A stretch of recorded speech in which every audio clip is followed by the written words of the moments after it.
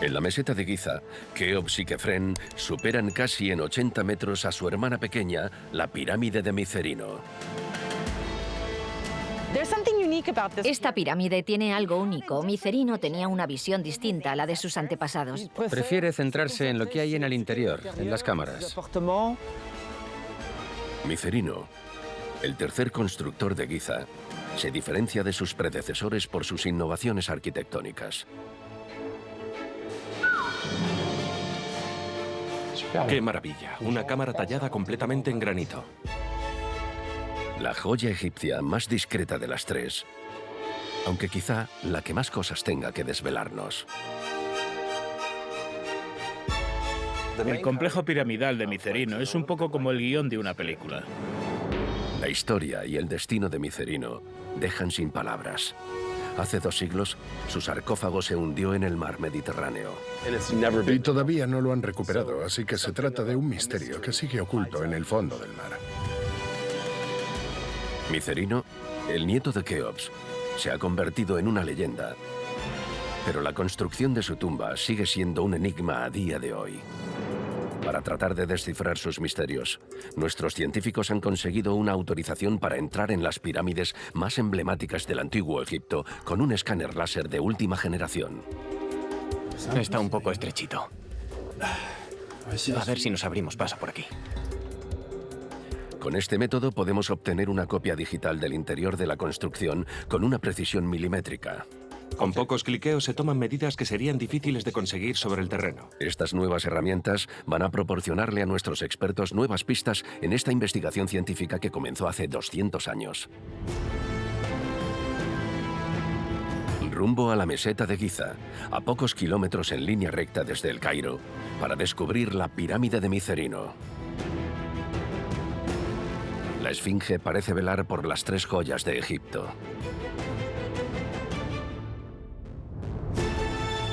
La primera es la pirámide de Keops, la única de las 7 maravillas del mundo antiguo, que sigue en pie.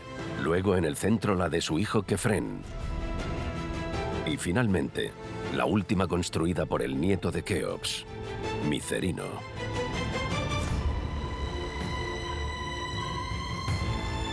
La primera cosa que la diferencia de sus 2 hermanas es su altura. ¿Por qué el tercer rey de la meseta de Giza mandó construir una pirámide más pequeña que las de su padre y su abuelo?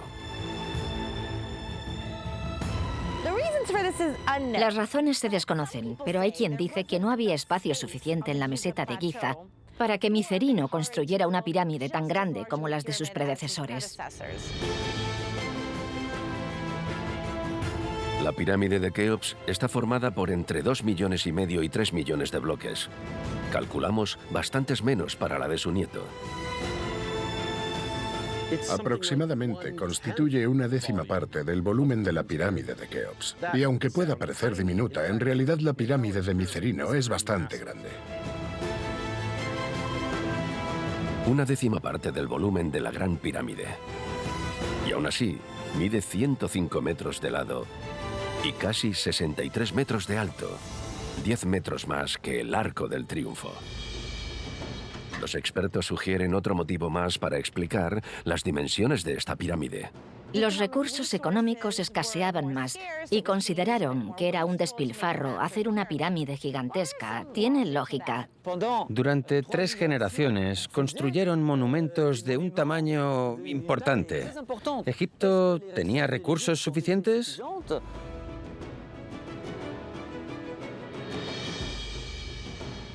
Probablemente ya habían abusado de los recursos del país con Keops, y luego aún más para la pirámide de Kefren. Su abuelo mandó construir la pirámide más grande de Egipto.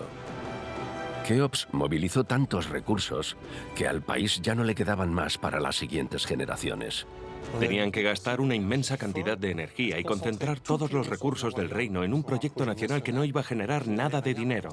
Inevitablemente, este tipo de proyectos tiene sus límites. Llega un punto en el que tienen que parar. Con Micerino llega a su fin la era del gigantismo. El imperio antiguo atraviesa un periodo de transición.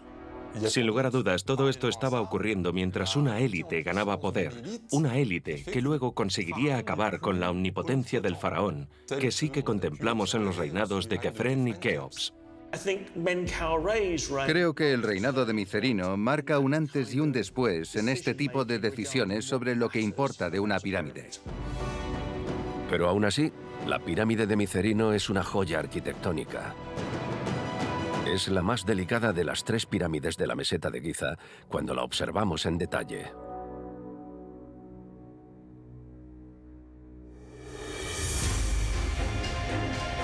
El egiptólogo Basil Dobrev lleva años estudiando la pirámide de Micerino. A diferencia de las de Kefren y Keops, construidas con bloques de piedra caliza blanca, la pirámide de Micerino se distingue por su color rojo. Hay muchos bloques de granito y todos son del revestimiento de la pirámide. Estas toneladas y toneladas de granito desparramadas fueron en su momento el revestimiento de la pirámide, pero los saqueadores lo quitaron. El granito es una piedra poco usada por varias razones. La primera es que la traían de lejos. Esta piedra roja fue transportada desde las canteras de Asuán al sur del país. Viajó en barco más de 800 kilómetros por el Nilo hasta llegar a Giza.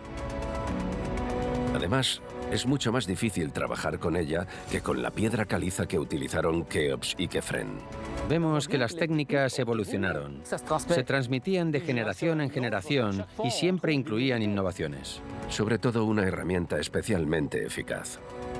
Tenían sierras de arena, por lo que cuando cerraban 2 bloques y los unían, es decir, cuando los nivelaban y los juntaban, se quedaban pegados, no necesitaban argamasa. Los egipcios utilizaban hojas de cobre.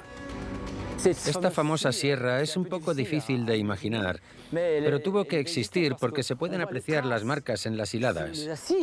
Y no solo hay una sola marca, sino que hay otra así y luego otra. Acudiendo al granito, Micerino se decantó por lo difícil. Pero supo aprovechar la experiencia de sus predecesores. Pensad que en esta época llevaban ya 100 años construyendo grandes pirámides. Contaban con experiencia, mucha experiencia. Los egiptólogos se preguntan por la sorprendente elección del revestimiento de Micerino. ¿Pretendía construir una pirámide completamente roja? Y solo se han conservado 1, 2, 3, 4, 5, 6, 7, 8 hiladas, más o menos. La pirámide de Micerino tiene 9 hiladas de revestimiento de granito. Hay quien piensa que tal vez su intención fuera cubrir toda la pirámide con granito para compensar el hecho de que era más pequeña. Una pista entre los bloques de piedra caliza nos hace inclinarnos por otra hipótesis más probable. Un poco más arriba, a la altura de la brecha, a su izquierda, queda un bloque de granito que parece un bloque de revestimiento. Este bloque de granito, situado más o menos en la hilada número 15, nos proporciona información importantísima sobre el revestimiento original. Partiendo de la base, está revestida por 16 hiladas de granito. Así que tuvo que tener un aspecto distinto cuando la terminaron. De hecho, posiblemente nunca la llegaron a completar.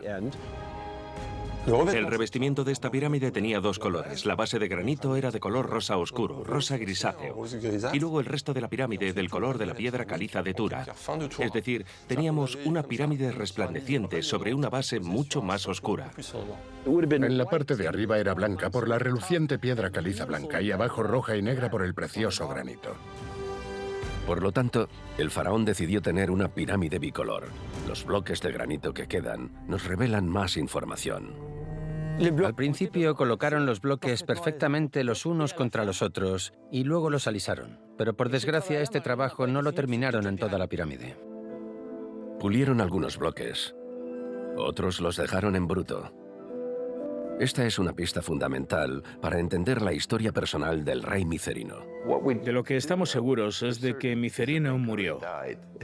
Y sabemos que es bastante probable que muriera antes de completar su pirámide, porque el monumento muestra las diferentes etapas de trabajo.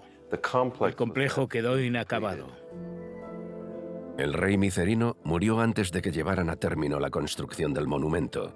Dieron los toques finales a toda prisa y la estructura, que no está fija, nos permite advertir pistas 4.500 años después.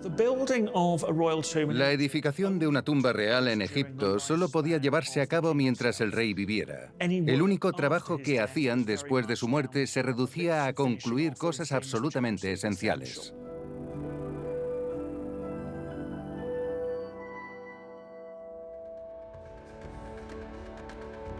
Para entender mejor la historia de la pirámide de Micerino, vamos a acompañar al egiptólogo Franck Monnier en una misión. Este experto estudia la construcción y el funcionamiento de las pirámides del Antiguo Egipto. Un escáner de alta tecnología en miniatura nos va a ayudar a descifrar los misterios de la pirámide de Micerino.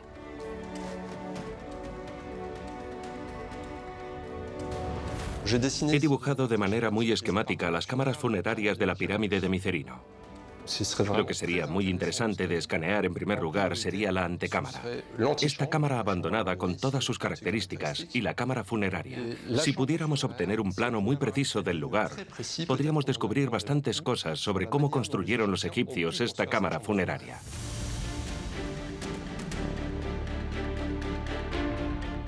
Hemos conseguido un acceso excepcional a esta pirámide cerrada al público y le hemos confiado esta misión a Alban Brice Pampou. La estructura interna de Micerino presenta una peculiaridad. Las cámaras funerarias son totalmente subterráneas. Alban Brice Pampou pone las nuevas tecnologías al servicio de la arqueología. Equipado con un escáner de última generación de una precisión milimétrica, va a escanear hasta los más recónditos rincones de las cámaras subterráneas como nunca antes se había hecho.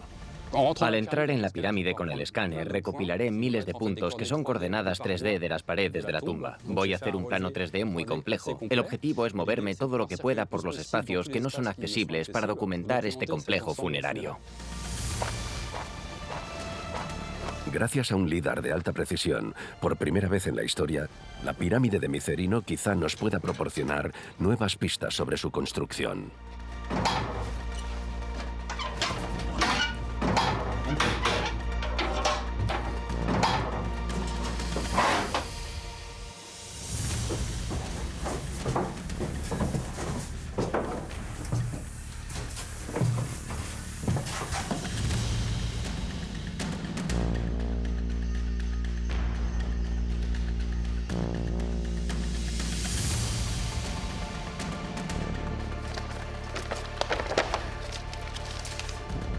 Acabamos de pasar por el corredor descendente y hemos llegado a una primera cámara decorada con bajorrelieves. Ahora vamos a pasar por los rastrillos y por otro pequeño corredor hasta aparecer en esta sala enorme excavada en la roca.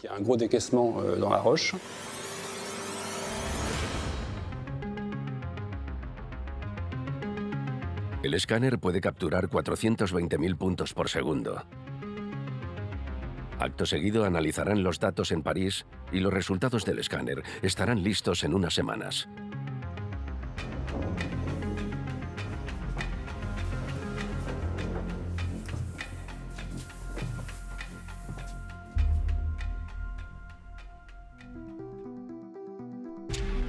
¿Qué sabemos del rey que mandó construir esta pirámide?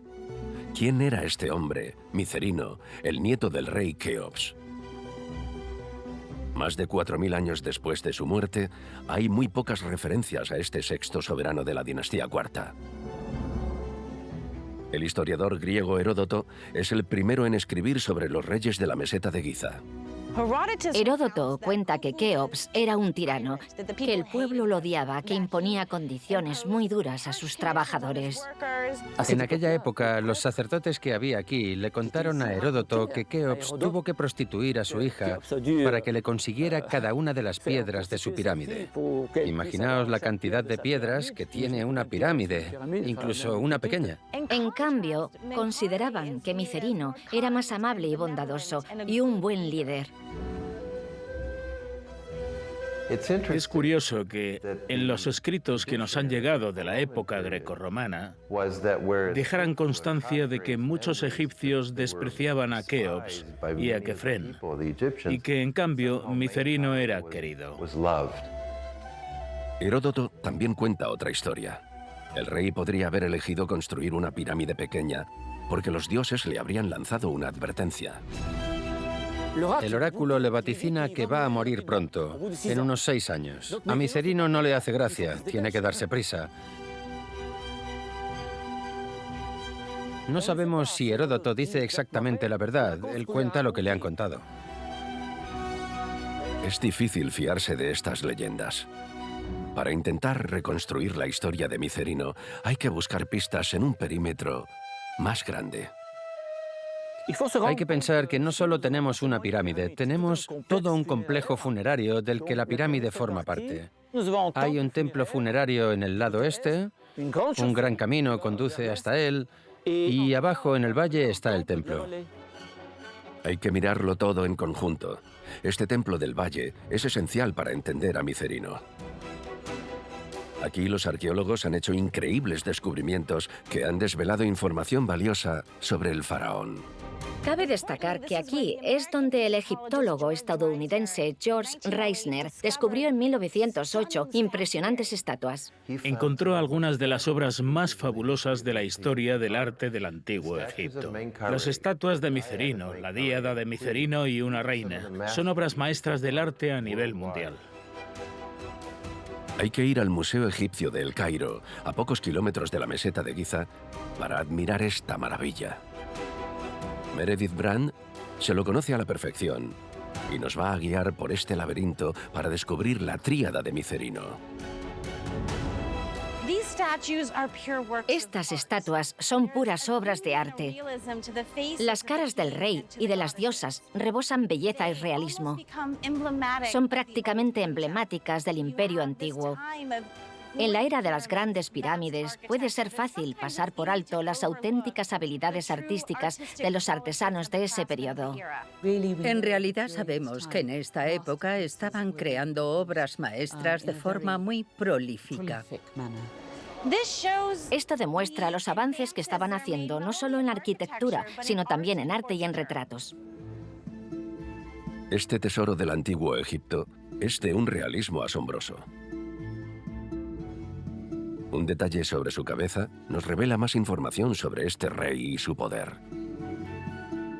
Lleva puesta la corona blanca del sur de Egipto, y los dioses conocidos están vinculados a la parte sur del país. Así que estas estatuas también nos pueden estar indicando que Micerino tenía el control de todo el país y que estaba usando los recursos económicos de todo Egipto para desarrollar su pirámide y su culto. De esta forma, el rey Micerino se está mostrando como ser humano y como Dios, además de como el rey legítimo de todo Egipto. Para conseguir más información sobre la vida de Micerino, hay que acudir al sur de su pirámide. 3 pirámides más pequeñas nos revelan otro dato de la vida del rey.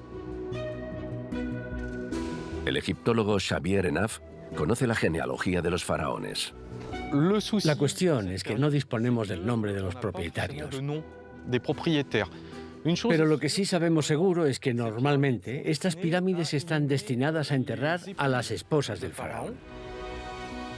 Entonces Micerino habría tenido varias esposas. Conocemos por lo menos a 2. Está Hammurabi y otra mujer que se llama Reina Cao. Solo sabemos eso. No podemos relacionar directamente los nombres de las esposas con las tumbas que tenemos aquí, porque no tenemos ni un texto que las mencione específicamente. La poligamia es habitual entre los egipcios. Todos los faraones tienen varias esposas, algunos tienen hasta 7, y no van muy lejos a buscarlas. En la época de Micerino, aún hablamos de la dinastía cuarta, cuando la familia real todavía está formada por pocos miembros, es decir, hermanos, hermanas, primos y primas y nada más, recurren a algo que hoy desaprobaríamos. Básicamente, se podían casar entre hermanos o hermanastros para engendrar herederos. Exactamente lo que hizo Micerino. Micerino se casó con una de sus hermanas, y puede que otra reina también fuera o bien su hermanastra o bien alguien de la familia, pero no lo sabemos con certeza. Mientras tanto, en París, Fran Monnier recibe los resultados de la misión y va a descubrir, a la vez que nosotros, el modelo 3D del monumento.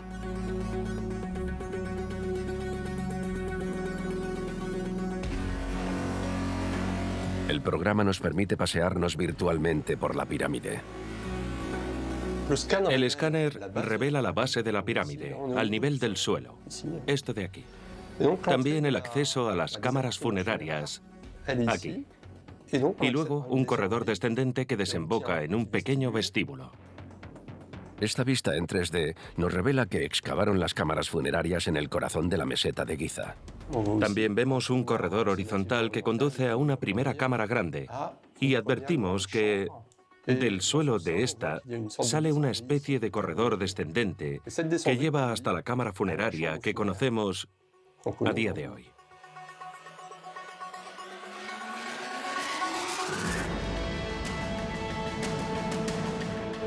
Después de haber analizado esta copia digital, nuestro experto pone rumbo a la meseta de Giza para observar en directo la pirámide que lleva tanto tiempo estudiando.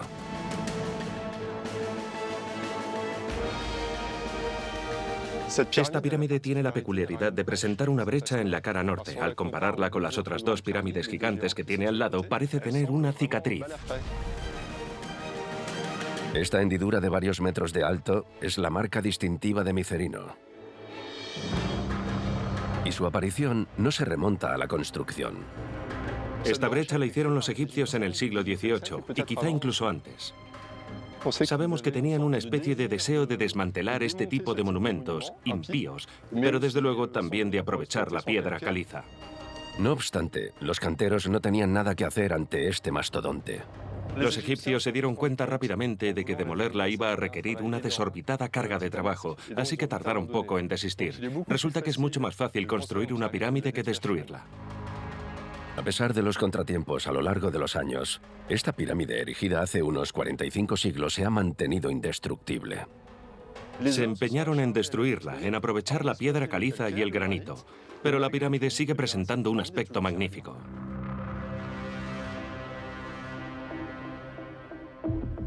Aunque esta brecha desfigura el edificio, permite entender mejor la construcción interna de la pirámide. Al fin y al cabo, la estructura del monumento se parece un poco a la morfología humana. El cuerpo humano está formado en resumidas cuentas por un esqueleto, huesos, músculos y por último por la piel. Y la pirámide es más o menos igual. El esqueleto sería la pirámide escalonada, la base del monumento. Luego vienen los músculos, es decir, los bloques de apoyo para cubrir los escalones y obtener una cara lisa. Y por último, el revestimiento sería la piel. Y los egipcios no se equivocaban, lo llamaban el vestido perfecto. La pirámide de Micerino fue saqueada desde la antigüedad y, con el paso de los siglos, la entrada se fue cubriendo de arena hasta que desapareció por completo.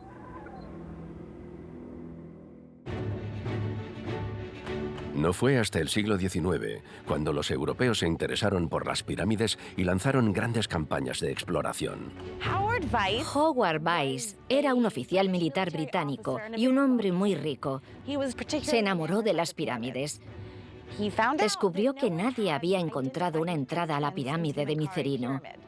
Por lo tanto, lo que había dentro era un misterio. Se obsesionó y no paró hasta descubrir lo que había en el interior. El coronel Weiss llama al ingeniero británico John Perrin para que lo ayude en su búsqueda. Los dos decidieron que no escatimarían en nada para entrar en esta pirámide. Una parte de esta historia es un poco chocante, porque de hecho, para penetrar en la pirámide en 1830 usaron dinamita. Y creo que hoy en día no nos podemos ni imaginar a gente poniendo cargas de dinamita para explotar y descubrir los pasadizos. Nuestra egiptóloga estadounidense Meredith Brand va a acceder por primera vez a la pirámide de Micerino, siguiendo los pasos de los dos exploradores británicos. Aquí arriba es donde Howard Weiss tuvo que explotar esta brecha que existía desde el siglo XII. Con la ayuda de la dinamita excavó un túnel recto que luego desciende. A pesar de los daños causados, los dos exploradores no descubren nada. Tras reflexionar, despejan la arena que cubría parte de la pirámide y encuentran por fin la puerta por la que Meredith Brand va a entrar. Todo el tiempo la entrada había estado aquí.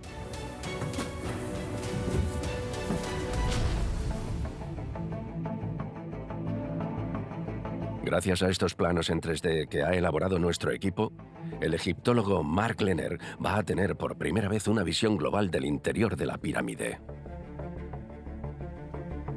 Es estupendo poder verla gracias a la fotogrametría, porque ahora podemos girarla y observarla desde diferentes puntos de vista.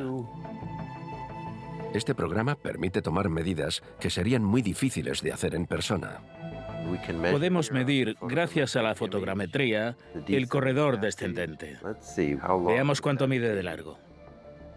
Perfecto. Según esto, casi 33 metros. 33 metros. Esta es la distancia de la bajada que separa a Meredith Brand de las entrañas de la pirámide. Y va a descubrir un verdadero espectáculo.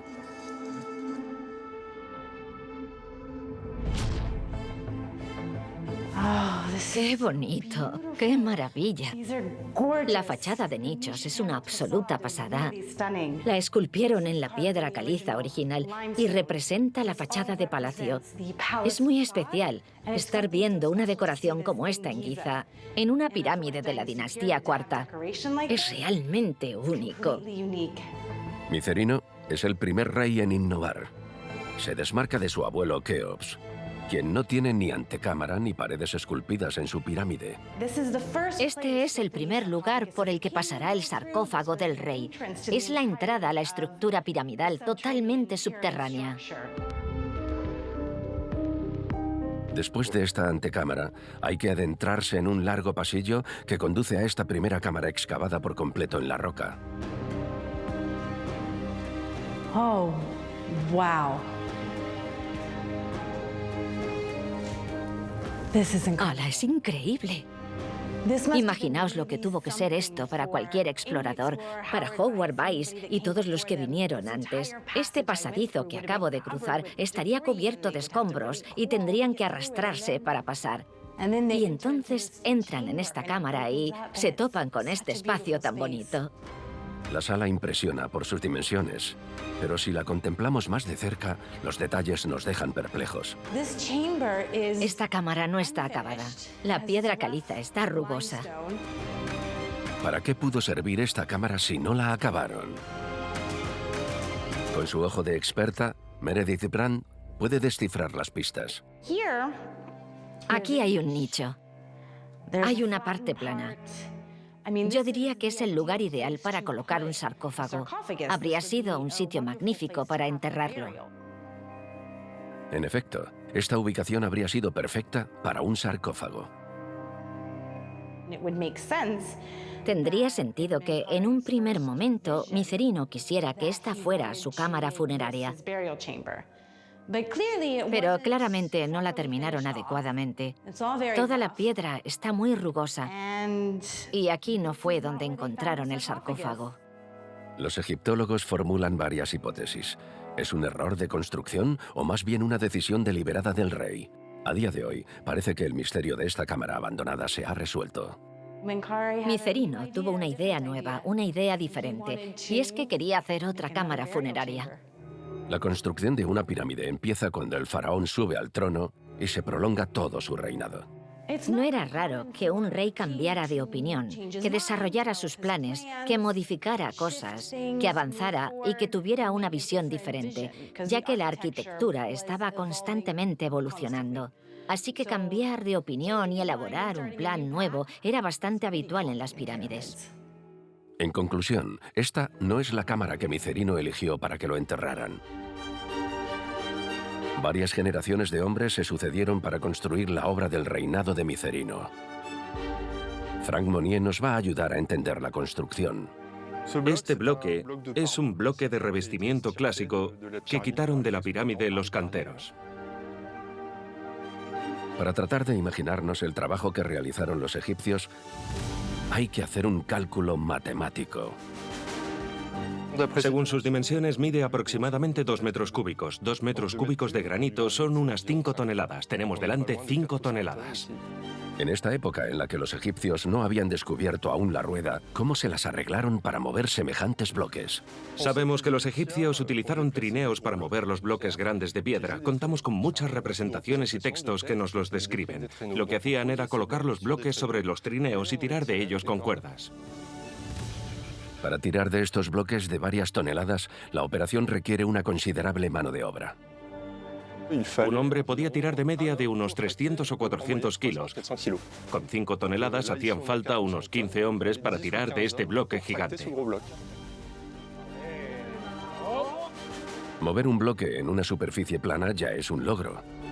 La peculiaridad de esta pirámide es que todo está bajo tierra. Los egipcios se enfrentaron a un verdadero rompecabezas. Imaginad las dificultades dentro de la pirámide. El corredor descendente es muy estrecho y trabajaron con bloques que pesaban 7 u 8 toneladas. Por primera vez, Fran Monnier va a entrar en la pirámide y va a poder comprobar su razonamiento.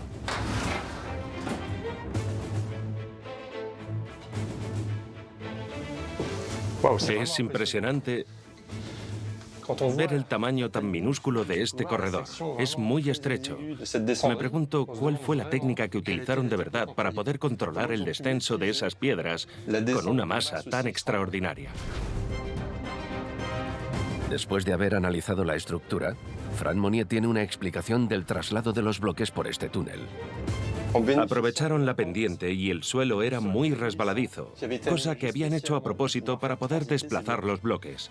Hablamos de 7 u 8 toneladas que tuvieron que controlar desde el exterior decenas de obreros que con cuerdas las dejaron bajar poco a poco hasta llegar al corredor horizontal. Tenían que controlar la maniobra 33 metros. Es un verdadero desafío al que supieron enfrentarse, aunque un desafío magnífico. El desafío no se quedó ahí. Los obreros tuvieron que tirar de ingenio para descender aún más los bloques. Los egipcios eran ingeniosos y no se rendían ante ningún desafío. Siempre encontraban una forma, puede que sencilla, pero siempre encontraban una forma para salir del paso. En esta primera cámara abandonada, Fran Monnier puede ver las huellas, las pistas que dejaron los constructores de la pirámide. Lo que es realmente único de esta cámara son estas grandes muescas que vemos en las paredes, una enfrente de la otra. Hay una muesca en este muro y la otra en el lado opuesto. Esta cámara abandonada fue un lugar de trabajo clave para la construcción de las cámaras funerarias del rey. Hay muescas por toda la cámara. Son grandes muescas circulares. Como veis, puedo meter el brazo dentro. Son bastante profundas. Tienen 30 e incluso 40 centímetros de diámetro. Estas cavidades, excavadas directamente en la roca, tenían una función particular. Básicamente son huellas que dejaron los constructores de sus métodos de construcción. Son totalmente únicas. No las encontramos en ningún otro sitio. Gracias al modelo 3D elaborado por nuestro equipo, Fran Monnier puede analizar estas pistas desde un ordenador. El modelo pone de manifiesto de forma clara la presencia de las muescas circulares. Al girarlo, se ven las muescas talladas en las paredes laterales de esta cámara abandonada. Y están enfrente, esta, y luego por el otro lado también las vemos. El programa nos proporciona una vista global del interior de la habitación y una mejor comprensión de la finalidad de estas cavidades. Estas muescas servían para alojar las famosas vigas de maniobra, con las que con la ayuda de unas cuerdas podían manejar los cabios, pero también el descenso del sarcófago. Estas vigas servían, sin lugar a dudas, de soporte a las cuerdas para levantar los bloques y poder transportarlos a la cámara principal de la pirámide, la que albergó los restos del rey. Meredith Brand entra en la cámara por primera vez. ¡Qué bonita! Esta es la cámara funeraria definitiva. Aquí es donde estuvo el sarcófago. Esta cámara está rematada de forma preciosa con granito. Y cuando lo enfoco con la luz, se aprecia cómo brilla un poco. Es una piedra que tiene un significado especial para el sol. También advertimos grafitis que dejaron los exploradores anteriores. Y esta bóveda es muy bonito y a la vez extraño que una pirámide presente una bóveda esculpida en granito. El trabajo realizado por los egipcios es excepcional.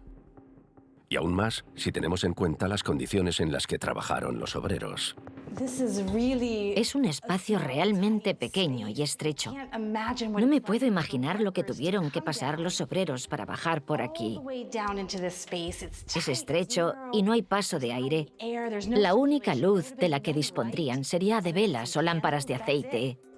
Gracias al escáner 3D, Fran Monnier puede comprobar la proeza de los equipos de construcción real. Vamos a medir la profundidad de las cámaras subterráneas. Entonces, si tomamos como punto de partida la base de la pirámide, al ras del suelo, y lo llevamos hasta el punto más bajo, hablamos de unos 17 o 18 metros. Excavaron 18 metros bajo tierra, la altura de un edificio de 5 plantas. Por lo tanto, los egipcios tuvieron que excavar las cámaras funerarias a una profundidad considerable, a 17 o 18 metros bajo tierra, y tuvieron que mover bloques pesados por espacios muy estrechos. Era dificultad tras dificultad. Como visitantes, nos cuesta avanzar por las cámaras funerarias. Imaginaos a los obreros que tuvieron que colocar bloques de varias toneladas. Tuvo que ser un infierno.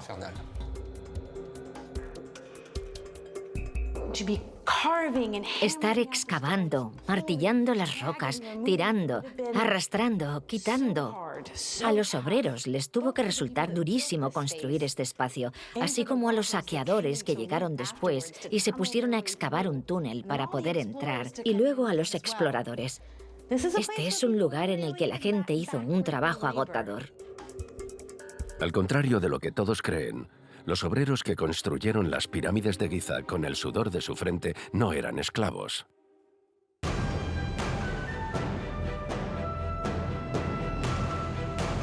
El arqueólogo Mark Lehner lleva varias décadas excavando la meseta de Giza. Busca pistas que le ayuden a entender cómo consiguieron los egipcios construir tales mastodontes.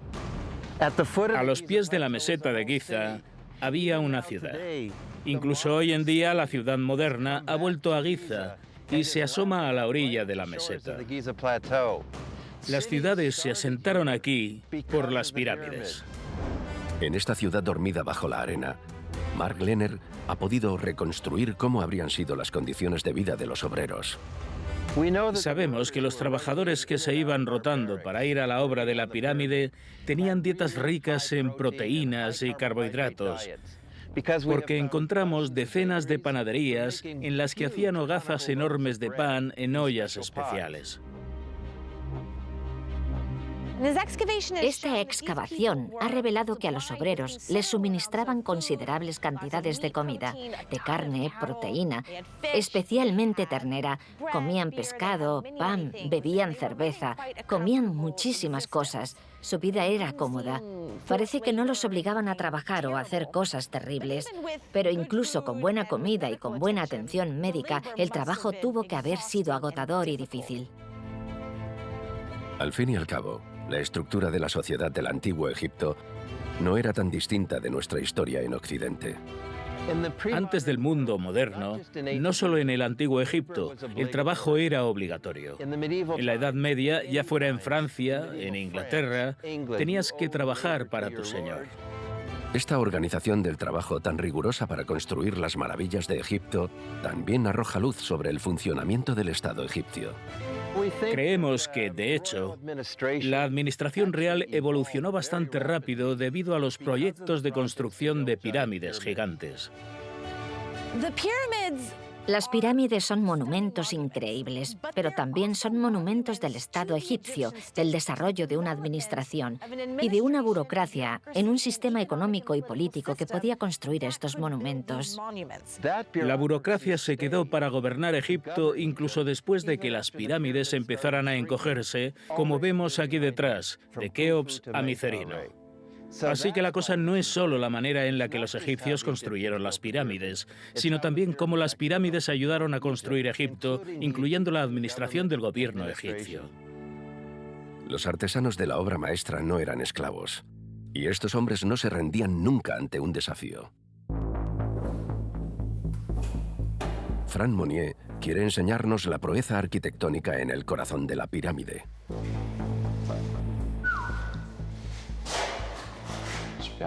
¡Qué maravilla! Una cámara tallada completamente en granito. Algo que no habíamos visto desde el reinado de Keops. Estamos en una cámara completamente subterránea y todos los bloques que observamos los trajeron por el corredor descendente. Los descendieron y los movieron por espacios realmente estrechos para colocarlos después con mucho cuidado.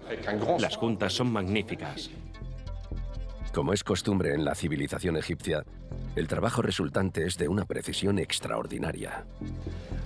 Mirad lo extremadamente finas que son las juntas. Aquí tenemos dos bloques distintos, pero apenas se nota. Es magnífico cómo pulieron la piedra. Lo hicieron tan minuciosamente que es difícil distinguir las juntas que separan las piedras. Las colocaron y las tallaron con sumo cuidado. Para descubrir el elemento más extraordinario de la pirámide, hay que mirar hacia arriba. La bóveda está hecha por completo con bloques de granito. La más grande de todas pesará unas 7 u 8 toneladas, 7 u 8. Pensad que el peso de un coche es más o menos de 1,5 toneladas. Y aquí tenemos 7 u 8 toneladas solo por bloque, y hay 18 en total.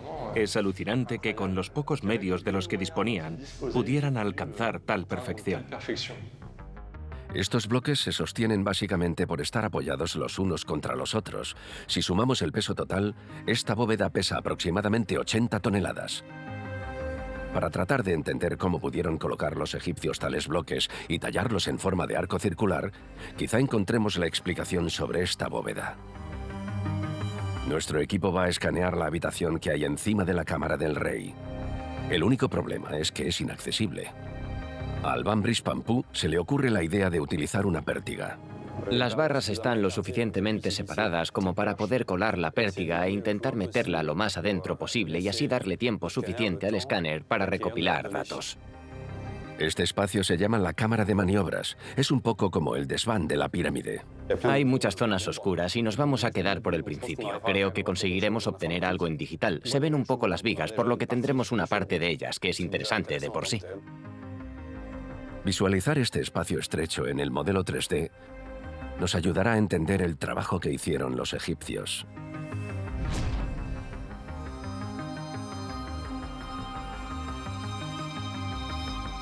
No me imagino a más de 5 o 6 hombres trabajando a la vez en esta cámara.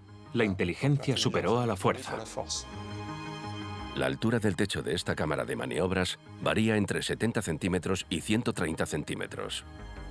Un espacio microscópico para mover bloques de varias toneladas. Tuvieron que encontrar métodos ingeniosos para moverlos, llevarlos a su sitio. Sin duda, algún sistema de palancas o andamios que les permitiera, de la manera más simple posible, bajar el bloque y colocarlo. Sin embargo, si esta bóveda es un éxito extraordinario desde el punto de vista técnico, no podemos decir lo mismo desde el punto de vista arquitectónico. ¿Para qué sirve esta bóveda? Estructuralmente no sirve para nada, porque no hay cargas que caigan sobre ella. La cámara es totalmente subterránea. Entonces, ¿por qué se tomaron los egipcios tantas molestias para construir semejante bóveda? La respuesta es sorprendente.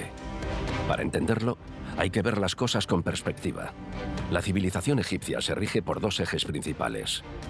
El eje del Nilo, de sur a norte, y que simboliza la fertilidad, y el eje solar, el más importante.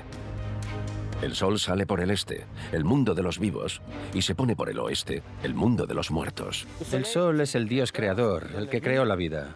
Los egipcios creían que había vida después de la muerte. Esa es, sin lugar a dudas, la idea principal de esta civilización. Todos los faraones construyeron sus cámaras funerarias en relación al eje solar este-oeste. Su abuelo, su padre e incluso su bisabuelo construyeron sus cámaras en el eje este-oeste.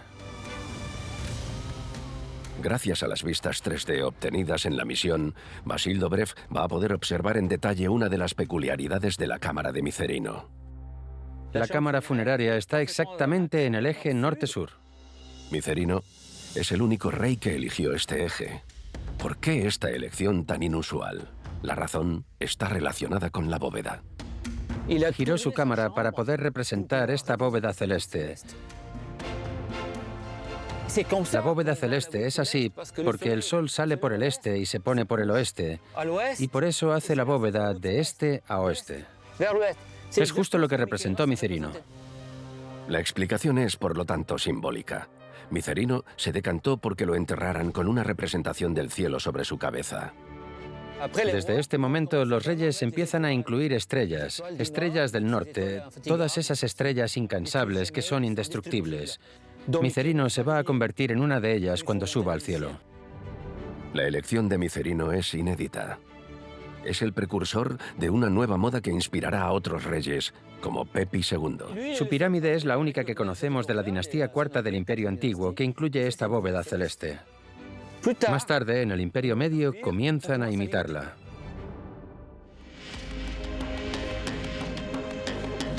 Es en esta cámara funeraria en la que John Perrin y el coronel Weiss se topan con el sarcófago de Micerino en el siglo XIX. Ante este tesoro, los dos exploradores deciden embarcar el sarcófago.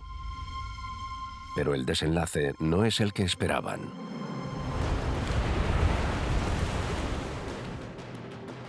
Lo subieron a un barco llamado Beatrice rumbo al Museo Británico. Desde Giza, el navío atraviesa el delta del Nilo hasta su desembocadura en el mar Mediterráneo. Desde ahí emprende un largo periplo. Bordea las costas de las actuales Libia, Túnez y Argelia hasta llegar a Marruecos. El barco tiene que cruzar el estrecho de Gibraltar para llegar al Océano Atlántico. Pero de repente... El barco se hundió en una tormenta y el sarcófago acabó en el fondo del mar junto con el barco. Así que actualmente el sarcófago de Micerino se encuentra en el fondo del mar. Y todavía no lo han recuperado, así que se trata de un misterio que sigue oculto en el fondo del mar. La historia de Micerino es rocambolesca, digna de un guión de película. Es prácticamente como una película. Tenemos esta especie de héroes villanos, Weiss y Perrin, que por una parte tienen la misión de hacer una investigación científica, pero que por otra parte han destruido parcialmente la pirámide. Y luego llega el giro de los acontecimientos y pierden el sarcófago. Es más bien dramático. Este sarcófago sigue desaparecido a día de hoy. Pero quedan rastros de él en la cámara funeraria de Micerino.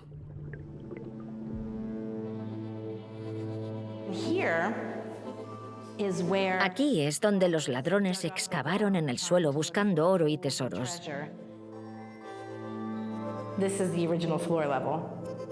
Este es el nivel del suelo original. Y luego en esta zona excavaron todo lo que pudieron. Incluso se aprecia la parte en la que el suelo de piedra caliza original se encuentra con el envoltorio de granito de la pared. Otro sarcófago de la dinastía IV, hallado en la meseta de Giza, recuerda al de Micerino. La peculiaridad de este sarcófago es que estaba ricamente decorado, mucho más que los que observamos en las otras pirámides de esta época. Lo decoraron como el muro de una muralla, por lo tanto, es otra protección. El sarcófago se hundió y con él sus secretos. Nos topamos con una última pista en una habitación secreta de la pirámide. Albambris Pampú va a hacer el último escaneo. Aún podemos descender más para llegar a lo que parece un almacén, pero es un espacio al que no se puede entrar. Con suerte, tal vez el escáner nos permita obtener información a través de las rejas y quizá de esta forma podamos sacar una idea de su volumen. Esta pequeña habitación contigua a la cámara funeraria de Micerino sigue ocultándonos muchos misterios. Ni siquiera los mayores expertos tienen la respuesta. ¿Por qué tiene Micerino 6 nichos? No es un número habitual. ¿Qué había dentro? No lo sabemos. Probablemente dejaron su ajuar funerario o tesoros ahí. También hay nichos que podían contener vasos canopos. Cuando llegaba la hora de la momificación, extraían previamente los órganos de los difuntos y los colocaban en 4 recipientes separados, llamados vasos canopos. Había uno para el estómago, otro para los pulmones, otro para los intestinos y otro para el hígado. Puede que Micerino decidiera que lo enterraran con todo este ajuar funerario a su lado. Cuando el rey ya está en su última morada, lo que queda es proteger sus restos de los saqueadores. A los ingenieros egipcios se les ocurrió una técnica brillante, que era levantar losas de granito, a las que llamamos rastrillos. A día de hoy, los rastrillos de la pirámide de Micerino han desaparecido, pero aún podemos ver los restos. ¡Qué pasada! Es una zona, un pasadizo diseñado para cortarle el paso a cualquiera que quisiera colarse en la cámara del rey. Este es el hueco en el que encajaron las piedras y por el que las deslizaron para bloquear el pasadizo. Y había 3, así que cualquier ladrón tenía que atravesar 1, 2, 3 puertas correderas de piedra. Esto era muy importante porque Micerino quería que su momia estuviera protegida, no quería que nadie entrara. Este método utilizado por Micerino es una réplica. Su abuelo, antes que él, ya había implementado este sistema de 3 rastrillos. Al observar las pirámides de la meseta de Giza, aunque tengan un aspecto diferente, advertimos algunas similitudes. No hay duda de que la tradición y el conocimiento arquitectónico se tuviera que compartir y transmitir de generación en generación, ya que hay innovaciones de un rey que adopta el siguiente. Esto plantea otra pregunta. ¿Los arquitectos siguieron estas innovaciones por razones prácticas o simbólicas? Es difícil determinar cómo y por qué. Pero lo que está claro es que aprendieron cosas durante el transcurso de la construcción de las pirámides. Aprendieron de sus errores, aprendieron de lo que no funcionaba, pero también de lo que parecía funcionar. Sin embargo, a pesar del talento de los constructores, todas las pirámides del Imperio Antiguo fueron saqueadas. Pero a diferencia de otros faraones, Micerino, con su sarcófago en el fondo del mar Mediterráneo, aún tiene secretos que revelarnos. Es un tesoro hundido. Nos queda la esperanza de recuperarlo algún día, pero es como encontrar una aguja en un pajar. Puede que alguna misión salga en su búsqueda en el futuro y nos proporcione pistas sobre el tercer faraón de la meseta de Giza.